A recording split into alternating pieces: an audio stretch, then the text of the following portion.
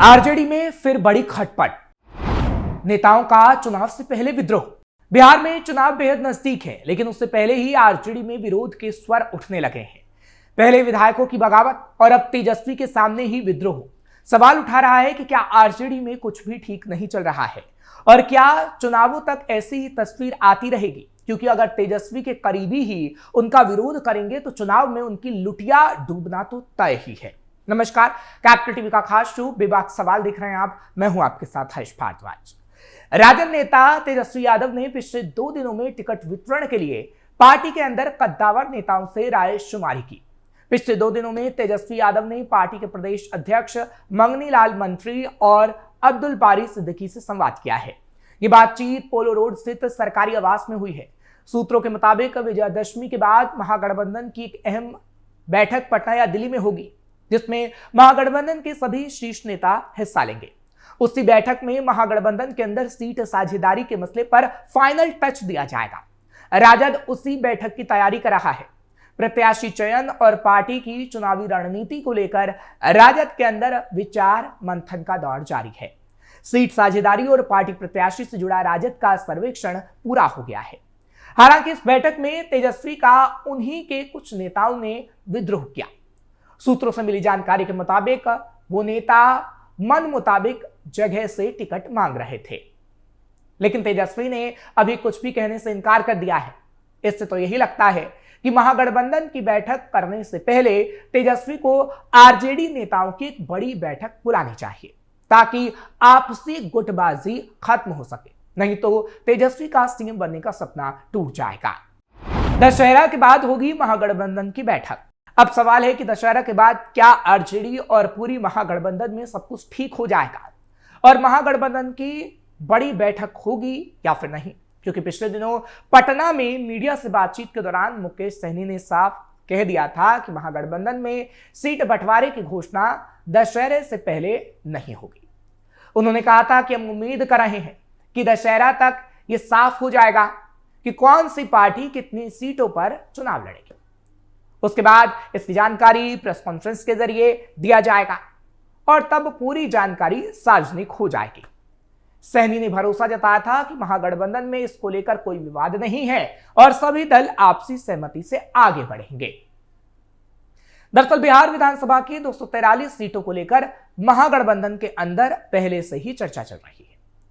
सूत्रों के मुताबिक आरजेडी को सबसे ज्यादा सीटें मिलेंगी, जबकि कांग्रेस, वामदल और वीआईपी को भी सम्मानजनक हिस्सेदारी दी जाएगी। अब मुकेश सहनी के बयान के बाद यह साफ हो गया है कि दशहरा के बाद सीट बंटवारे का ऐलान होगा, लेकिन उससे पहले तो खटपट लग रही है। बिहार में चुनावी सरगर्मी अपने चरम पर है। महागठबंधन लगातार बीजेपी और एनडीए पर हमलावर है, जबकि बीजेपी और उसके सहयोगी महागठबंधन पर जंगलराज और भ्रष्टाचार का आरोप लगाकर जनता को साधने की कोशिश कर रहे हैं। मुकेश सहनी जैसे छोटे दल भी इस चुनाव में निर्णायक भूमिका निभा सकते हैं, इसलिए उनकी सीट बंटवारे से जुड़ी बातें अहम मानी जाती रही हैं। क्या महागठबंधन में सीट बंटवारे को लेकर कलह है? बिहार विधानसभा चुनाव 2025 के लिए महागठबंधन यानी इंडिया ब्लॉक में आरजेडी और कांग्रेस के बीच सीट बंटवारे और मुख्यमंत्री पद के उम्मीदवार को लेकर खुली टकराहट हो गई है। अक्टूबर-नवंबर में होने वाले 243 सीटों वाले चुनाव से ठीक पहले ये दरारें विपक्षी एकता पर सवाल खड़े कर रही हैं, जबकि सत्ताधारी एनडीए मजबूत स्थिति में है। इसका सबसे बड़ा ताजा उदाहरण हाल ही में औरंगाबाद जिले के कुटुंबा विधानसभा क्षेत्र से भी सामने आया था, जहां बिहार कांग्रेस अध्यक्ष राजेश राम ने महागठबंधन के कार्यकर्ताओं की एक बैठक बुलाई, लेकिन आरजेडी के ब्लॉक और जिला अध्यक्षों ने, साथ ही पूर्व विधायक सुरेश पासवान ने बिना वजह बताए इसका बहिष्कार कर दिया। वहीं आरजेडी नेताओं ने भी पासवान के नेतृत्व में अपनी अलग रणनीतिक बैठक आयोजित की, जिसमें चुनावी योजनाओं पर चर्चा हुई। पासवान जो 2005 में आरजेडी से कुटुंबा जीत चुके हैं और तत्कालीन आरजेडी सरकार में मंत्री रह चुके हैं, उन्होंने कार्यकर्ताओं को एकजुट करने का प्रयास किया। यह घटना गठबंधन में बढ़ती असहमति को उजागर करती है कि गठबंधन तो है, लेकिन अलग अलग मीटिंग्स हो रही हैं। सीएम फेस पर टकराव। पूरे विवाद की जड़ सीएम पद के उम्मीदवार को लेकर भी है। पिछले सप्ताह एआईसीसी के बिहार प्रभारी कृष्णा अल्लावरू ने कहा कि इंडिया ब्लॉक का सीएम फेस बिहार की जनता तय करेगी। यह बयान आरजेडी को चुभ गया, जो तेजस्वी प्रसाद यादव को गठबंधन का चेहरा बनाने पर अड़ा है। तेजस्वी विधानसभा में विपक्ष के नेता खुद को सीएम दावेदार बताते हुए नीतीश कुमार को दुबला पतला सीएम और दोबारा सीएम कहकर आलोचना कर रहे हैं। राहुल गांधी और मल्लिकार्जुन खड़गे जैसे कांग्रेसी नेताओं के सामने भी वो कह चुके हैं। तेजस्वी ने 13 सितंबर को मुजफ्फरपुर के कांटी में रैली में कहा था कि इस बार तेजस्वी 243 सीटों पर चुनाव लड़ेगा। कांटी, मुजफ्फरपुर, गायघाट, हर जगह से सबको अपील है कि तेजस्वी को वोट दो, बिहार को आगे ले जाएंगे। उन्होंने कहा, हम लौटेंगे, याद रखो, तेजस्वी सभी 243 सीटों पर मैदान में होगा। राजनीतिक विश्लेषक इसे गठबंधन पर दबाव बनाने और आरजेडी आधार मजबूत करने की रणनीति मानते हैं। वहीं कांग्रेस की ओर से एनएसयूआई प्रभारी और युवा चेहरा कन्हैया कुमार ने 9 सितंबर को पटना में मीडिया सम्मेलन में कहा था कि हमें 70 सीटों तक क्यों सीमित कर रहे हो, हम सभी 243 सीटों पर लड़ेंगे। उन्होंने स्पष्ट किया कि उम्मीदवार का फैसला पार्टी लेगी, लेकिन गठबंधन सभी सीटों पर लड़ेगा। यह बयान सीट बंटवारे पर कांग्रेस की मांग को साफ साफ दर्शा रहा था, जो 2020 की तरह 60 या 70 या उससे ज्यादा अधिक सीटें चाहता है। सीट बंटवारे पर तेजी से बढ़ता विवाद की जड़ें राहुल गांधी की वोटर अधिकार यात्रा से जुड़ी है। जहां आरजेडी को किनारे लगने का एहसास हुआ, कांग्रेस अब दोबारा वायदा निभाने को तैयार नहीं। इधर मुकेश सहनी भी डिप्टी सीएम का पद मांग रहे हैं, साथ ही अन्य सहयोगी भी चुनौती दे रहे हैं। सीपीआई एमएल लिबरेशन ने 2020 में 19 सीटों पर 12 जीती, अब 40 से 50 चाहती है।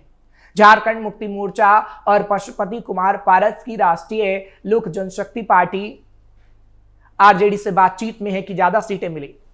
ऑल इंडिया मजलिस इत्तेहादुल मुस्लिमीन, जो पिछले चुनाव में 5 सीटें जीती, गठबंधन में शामिल होने की कोशिश कर रही है। 6 सितंबर को तेजस्वी के आवास पर हुई बैठक में आरएलजेपी और जेएमएम को इंडिया ब्लॉक में शामिल करने पर सहमति बनी, लेकिन आरजेडी कांग्रेस को कम सीटें मिलेंगी।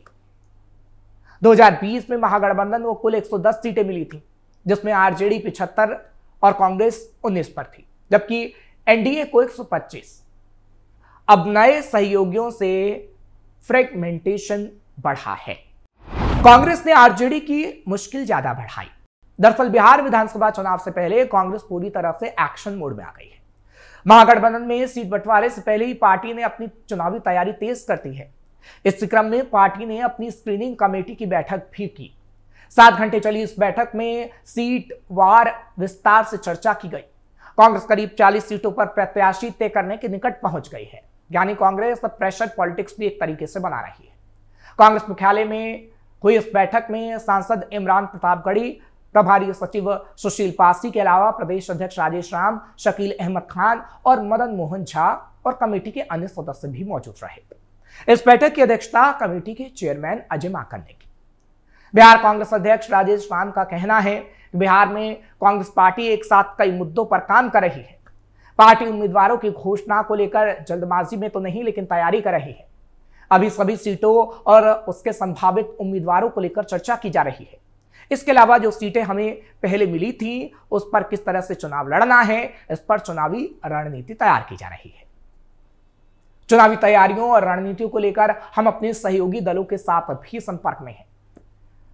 महत्वपूर्ण मुद्दे और रणनीतियां भी उनसे साझा कर रहे हैं। पहले जैसी गलती नहीं करना चाहती कांग्रेस।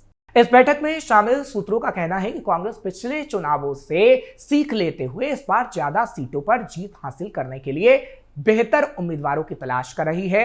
ज्यादा सीटें चाहती है, इसलिए आरजेडी पर प्रेशर बना रही है। उम्मीदवारों के चयन के लिए सर्वे रिपोर्ट के साथ जिला कांग्रेस कमेटी की रिपोर्ट और पर्यवेक्षकों की रिपोर्ट को भी आधार बनाया जा रहा है। पार्टी 70 सीटों पर उम्मीदवारों के चयन की तैयारी कर रही है। हालांकि अभी 70 सीटों से मिले भी नहीं है, फिर भी तैयारी की जा रही है, क्योंकि ये वही 70 सीटें जो पार्टी के पिछले चुनाव में हिस्से में आई थी। बिहार कांग्रेस नेता शकील अहमद खान का कहना है कि बिहार चुनाव को लेकर कांग्रेस पार्टी ने तैयारी पहले से शुरू कर दी है। इस बार हम पूरी मजबूती के साथ मैदान में उतरेंगे, क्योंकि हम मजबूत हैं। बैठक में प्लानिंग, सीटों को बंटवारा और सहयोगी दलों के साथ समन्वय को लेकर चर्चा की गई है। हालांकि अभी बिहार चुनाव को लेकर विपक्षी गठबंधन में सीटों के बंटवारा नहीं हुआ। ऐसे में कांग्रेस पार्टी अपने कोटे वाली 70 सीटों पर नजर बनाए है, क्योंकि घटक दलों के बीच सीट बदलने की संभावना कम है। पार्टी से जुड़े नेताओं का कहना है कि इस चुनाव में पार्टी की कोशिश नए चेहरों को मौका देने की होगी, जबकि कुछ मौजूदा विधायकों की सीट भी बदली जा सकती है। पुरानी जीती हुई सीटों पर फिर से कैसे जीत हासिल कर सके, इसके लिए भी रणनीति तैयार की जा रही है। सूत्रों का कहना है कि सीट बंटवारे के तुरंत बाद ही कांग्रेस अपनी उम्मीदवार को घोषित कर देगी, लेकिन सीट बंटवारे को लेकर ही कोई फाइनल नतीजा अभी सामने नहीं आ पा रहा है, क्योंकि कांग्रेस ज्यादा सीटों की डिमांड कर रही है और कांग्रेस को तेजस्वी कम सीट देना चाहते हैं। ऐसे में तो यही कहा जा सकता है कि महागठबंधन में सीटों को लेकर खटपट और तेजस्वी के नेताओं के विद्रोह तेजस्वी को ना घर का छोड़ेंगे और ना ही घाट का। फिलहाल आपको ये खबर कैसी लगी कमेंट सेक्शन में जरूर बताएं। खबर को लाइक शेयर करें, कैपिटल टीवी को सब्सक्राइब करना मत भूलिएगा।